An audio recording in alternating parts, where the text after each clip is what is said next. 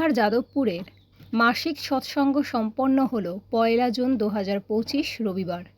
উল্লেখ্য যে প্রত্যেক মাসের প্রথম দিন শ্রী শ্রী ঠাকুরের সান্ধ্যকালীন প্রার্থনা, অমীয় সৎ গ্রন্থাদি পাঠ, কীর্তন, গান ও আলোচনায় মুখরিত হয়ে ওঠে ভক্তপ্রবর দাদা ও মায়েদের সমাগমে। এই বিশেষ সৎসঙ্গ যাদবপুর সৎসঙ্গ বিহারের আওতাধীন কসবা, ঢাকুরিয়া, যোধপুর, বাঘাযতীন, গড়িয়া, কুন্দপুর সহ বিভিন্ন অঞ্চলের সৎসঙ্গীদের নিয়ে এই আয়োজন করা হয় এবং সৎসঙ্গ শেষে আনন্দবাজারে ভান্ডারার প্রসাদ আস্বাদনের ব্যবস্থা করা হয়। এই রকম আরও অনেক সামাজিক চিত্রধারণ দেখার জন্য ইউটিউব চ্যানেল @দ্য হিন্দু18 সাবস্ক্রাইব, লাইক, কমেন্ট, শেয়ার দিয়ে পাশে থাকবেন।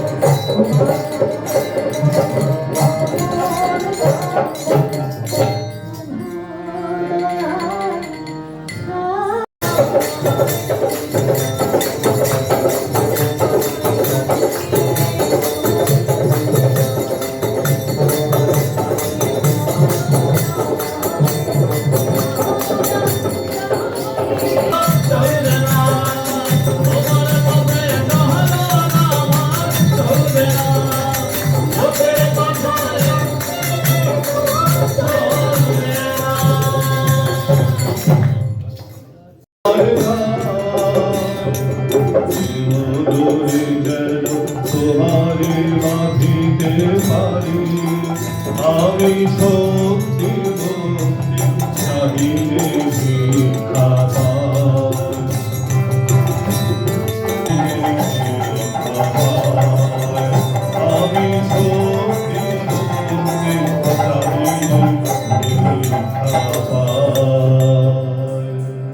শক্তি চাহিলে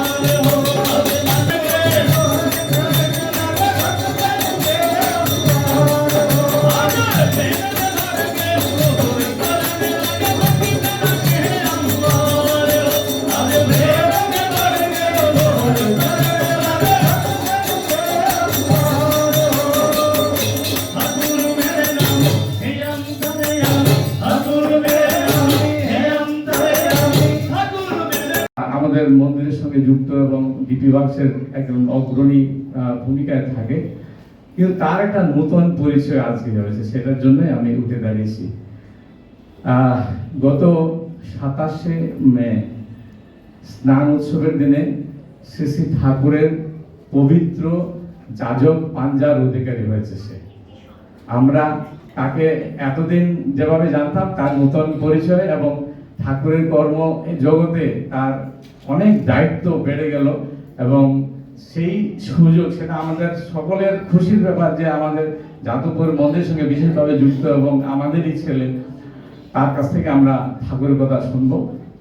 প্রথমেই আমি দীপাংশীল ভাইকে আমি বলছি কিছু বলার জন্য। জয়গুরু।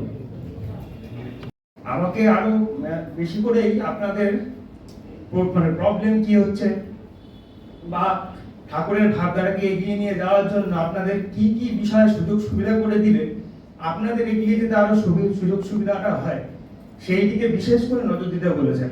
আর বিশেষ করে বলেছেন যে যে জায়গায় আমরা বসবাস করি সেই জায়গায় মানুষের কি কি অসুবিধে কি সুবিধে, তার দুঃখে সুখে সবসময় পাশে থাকার জন্য। আমরা যখন দীক্ষা নিই তখন আমরা ঠাকুরের কাছে কিছু জিনিস নিয়ে একদম আমরা একদম করে নিই যে আমরা এইগুলো মেনে মেনে চলবই। আমাদের যখন ঋত্বিক দ্বারা মাধ্যমে যখন ঠাকুর দীক্ষা দেন তখন আমাদের কিছু সংকল্প করতে হয়। ডাক্তার হবে কিংবা বিরাট তার স্বপ্ন। সেই মেয়েটি ওই দাদু পরশুদিন আমাকে ফোন করেছে, আমার শোষায় আমার নাতনি না ওর ব্রেন, তো তার এই যে অমৃত কথা এবং তিনি তার পরবর্তী যে আচার্য পরম্পরা রেখে গেলেন, তাদের যে কার্যক্রম, যে পরিকল্পনা, আমার বক্তব্য হচ্ছে যে আমাদের যেন কোনো সংশয়, কোনো দ্বিধা না জাগে।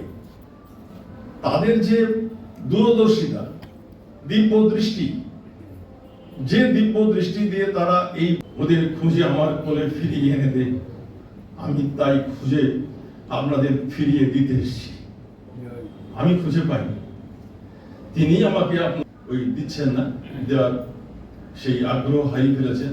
বলছে ঠিক আছে, বহুদিন তো দেননি, দিন আমি দিয়ে একটা ফ্যামিলি কোড নাম্বার এনে দিচ্ছি, তারপরে মন্দিরে গিয়ে আপনারা সমস্ত জমা দেবেন। আরো মানুষ আজ খুব আনন্দ লাগছে দীপায়ন ছেলের কথা শুনে। আমাদের অত্যন্ত বাহিনী তৈরি করেছিলেন ইয়াং ছেলেদের নিয়ে, একদম যুবক ছেলেদের নিয়ে, এবং তাদের বর্তমান সমাজকে ঠিক জায়গায় পৌঁছে দেওয়া হয়। কবিগুলো যদি বাঁচাতে হয় তাহলে দরকার ভীষণভাবে ইয়াং ছেলেমেয়েদের, নূতন প্রজন্ম স্পর্শ করতে হবে। আমার ভালোবাসা কত করি, আমি কত সহ্য করতে পারি, আমি কত মানুষের কথা চিন্তা করি, বাস্তবভাবে তার পাশে থাকতে পারি, অসহায় মানুষের কাছাকাছি থাকতে পারি। সেই জন্য তিনি এই যুব সমাজের উপর রাখি দীপায়নশীল, এবং তার এই যে আর যে যুবক ছেলেরা আজকে শুধুমাত্র দীপায়নের পাঞ্জা হয়েছে, ঠিক আছে, আরো বহু কর্মী এভাবে উঠে আসবে, এটাই তো আমরা আশা করি। এবং তাদের সঙ্গে সঙ্গে আমরাও নতুনভাবে উদ্বুদ্ধ হতে পারবো, নতুন করে আবার চিন্তা করতে, ভাবনা করতে, জীবনের শক্তি ফিরে পাবো। তাহলেই তো এই সার্থক হয়ে উঠবে।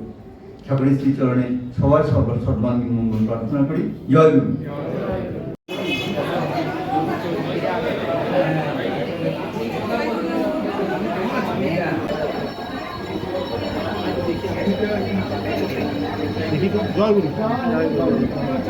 আপনি উপর যান